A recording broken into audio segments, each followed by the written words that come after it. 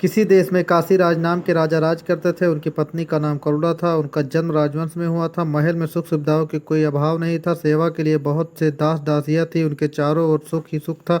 दुख क्या होता है इस बात को जानती ही नहीं थी। दिसंबर का महीना था। कड़कड़ाती ठंड पड़ रही थी। एक दिन रानी ने वरुणा नदी में स्नान करने का निश्चय किया। राजा ने आज्ञा दी। नदी के तट पर घाट निर्जन हो गए। जो लोग घाटों के पास झोपड़ियां बनाकर रह रहे थे वे भी उन्हें छोड़कर चले गए। वरुणा नदी के तट पर उनका हास परिहास गूंजने लगा। उस समय पूर्व दिशा में सूर्य उग रहा था।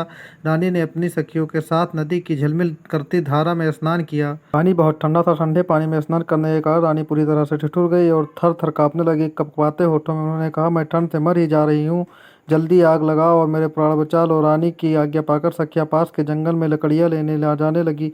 रानी ने कहा, इतनी दूर कहाँ जा रही हो? देखो पास में फूस की झोपड़ियां हैं, इसी में आग लगा दो, किसी तरह इस ठंड से छुटकारा मिले। यह सुनकर एक सखी ने कहा, महारानी ऐसा ना करे। रानी को क्रोध आ गया। वे चिल्लाकर बोली, दूर हो जाओ। फूस की इस पुरानी झोपड़ी की तुम्हें इतनी चिंता है और मेरी कुछ भी नहीं।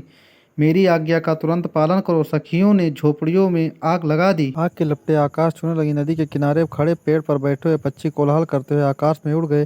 ठंड से कांपती रानी को आग की लपटों की गर्मी बहुत अच्छी लगी। आग तापकर रानी अपनी सखियों के साथ राजमहल में लौट आई। अगले दिन काशीराज अपनी राजसभा में न्यायासन पर बैठे ही थे कि जिनकी झोपड़ियां रानी ने जलवा दी थी वे राज दरबार में आ पहुंचे। राजा का सिर लज्जा से झुक गया। उनका चेहरा क्रोध से समतमा उठा।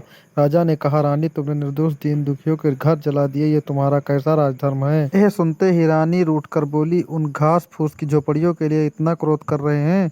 राजा ने दासियों को रानी के सभी राजसी वस्त्र व आभूषण उतारने व भिखारिन के कपड़े पहनाने को कहा। महारानी के राजसी वस्त्र और आभूषण उतार लिए और भिखारिन के कपड़े पहना दिए। रानी को राजमहल से बाहर ले जाकर राजा ने कहा, जाओ दीन होकर घर घर भीख मांगो। रानी 1 वर्ष तक राजमहल से बाहर कठिन परिश्रम किया, तब जाकर पूरे 1 वर्ष में वे झोपड़ियां बनकर तैयार हुई।